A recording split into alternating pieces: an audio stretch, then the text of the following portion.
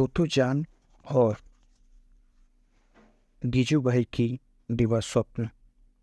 शिक्षकों के लिए ये दो किताबें बाइबल की जैसी कही जाती हैं।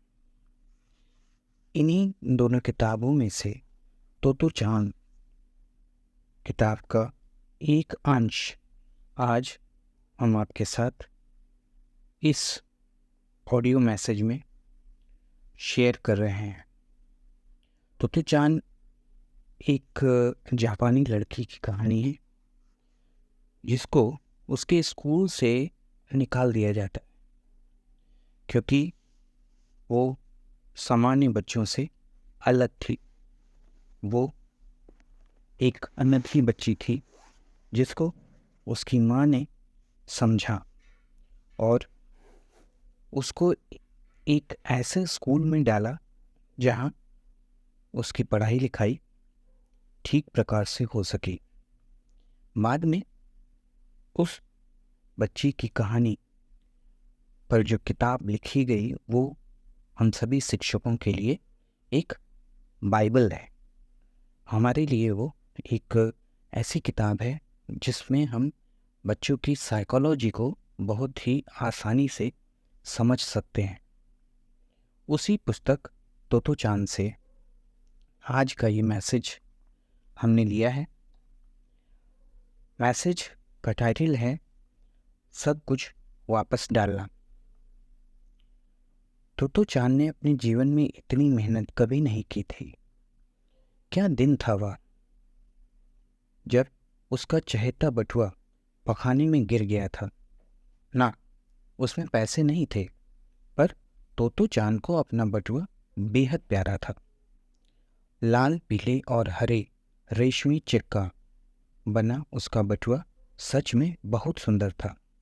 आयताकार और चपटा, उसके ऊपर तिकोना कढ़ा हुआ एक रुपहला कुत्ता जो बिल्कुल किसी जलाऊ पिन सा लगता था। तोतो चांद की एक विचित्र आदत थी। जब वह छोटी सी ही थी तभी से वह पखाना जाने पर जरूर उसके छेद में झांकती और इसलिए प्राथमिक शाला में जाने पर वह कई टोपियां खो चुकी थी जिनमें एक पुआल की बनी थी और दूसरी सुंदर लेस से सजी थी। उन दिनों पखानों में आज की तरह फ्लश नहीं हुआ करते थे। बस एक बड़ा सा छेद होता था और नीचे होती थी एक हौदी। अक्सर उसकी टोपियां हौदी में तैरती छूट जाती थीं।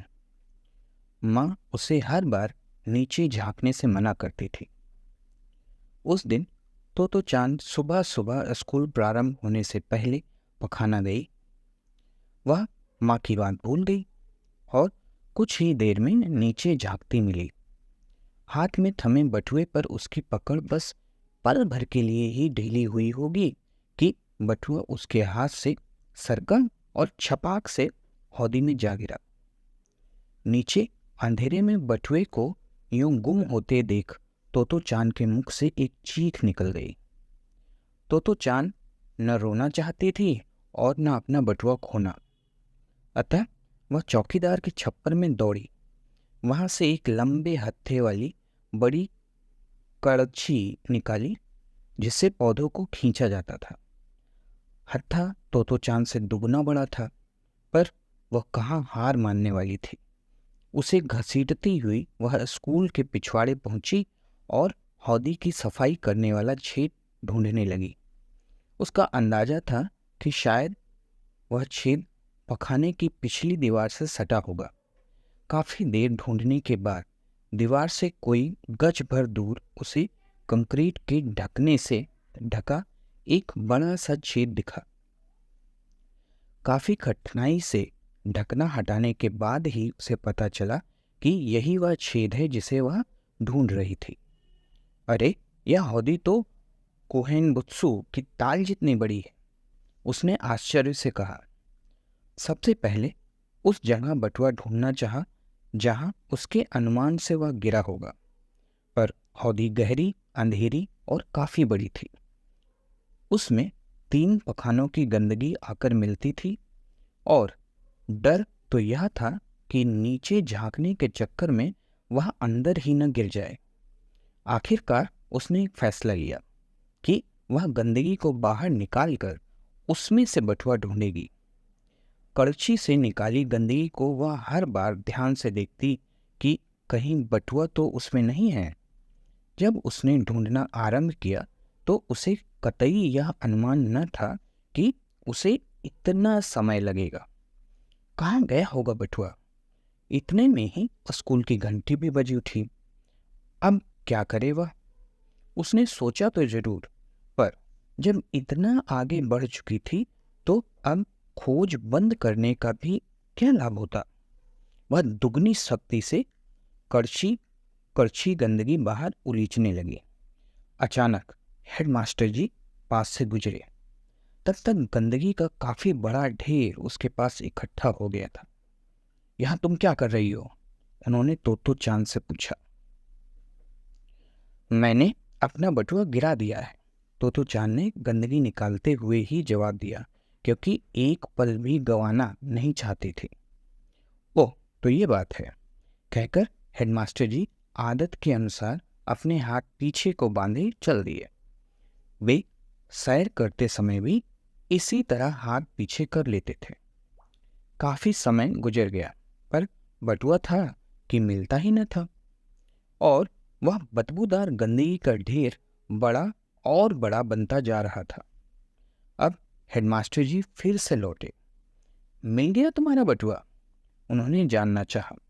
ना, तोतो चांद पसीने से लथपथ गंदगी के ढेर के बीचों बीच खड़ी थी। उसके गाल तप कर लाल हो चुके थे। हेडमास्टर जी कुछ पास आए और मित्र के अंदाज में बोले, जब तुम्हारा काम हो जाएगा तब तुम यह सब वापस हौदी में डाल देने वाली हो ना? और इसके बाद जैसे वे पहले चले गए थे, इस बार भी चले गए। हाँ, तोतो चांद का प्रफुल्ल उत्तर, और वह फिर अपने काम में जुट गई। अचानक दिमाग में एक प्रश्न उठा। उसने पास पड़े ढेर पर नजर दौड़ाई। जब मैं बटुआ ढूंढ चुकूंगी तो यह सारा गंदगी तो वापस डाल दूंगी, पर पानी का क्या होगा? तोतो चांद देख रही थी कि अंदर से निकले गंदे पानी को जमीन सोखती जा रही थी। तोतो चांद ने काम बंद कर दिया और विचार करने लगी कि जमीन में घुस चुके पानी को वापस कैसे डालेगी वह, क्योंकि उसने हेडमास्टर से सब कुछ वापस डालने का वादा जो किया था। आखिरकार उसने तय किया कि पानी के बदले वह थोड़ी सी गीली मिट्टी अंदर डाल देगी। उसके पास पड़ा ढेर अब छोटे से कुछ बड़ा पहाड़ बनने लगा था, और हौदी प्रायः खाली हो चुकी थी। लेकिन बटुए का कहीं नामो निशान न दिखा। शायद वह किसी कोने में छिप गया था, या फिर बिल्कुल नीचे ही बैठ गया था। पर तोतो चांद को अब यह संतोष था कि उसने भरसक चेष्टा कर ली है। उसका संतोष जरूर उसके आत्मसम्मान से जागा था, जिसे हेडमास्टर जी से उसे डांट ना पिलाकर और उसमें पूरा विश्वास जताकर मजबूत बनाया था। पर तब इतनी जटिल बातें उसकी समझ में कैसे आती? कोई भी दूसरा वयस्क तोतो चांद को उस स्थिति में पाकर, यह क्या कर रही हो तुम, यह कहता, बंद करो, पता है कितना जोखिम है इसमें। एक तीसरा विकल्प यह होता कि वह उसकी मदद करने बैठ जाता। सोचिए, उन्होंने बस इतना कहा, जब तुम्हारा काम हो जाएगा तब तुम यह सब वापस हौदी में डाल देने वाली हो ना। कितने अद्भुत हेडमास्टर हैं।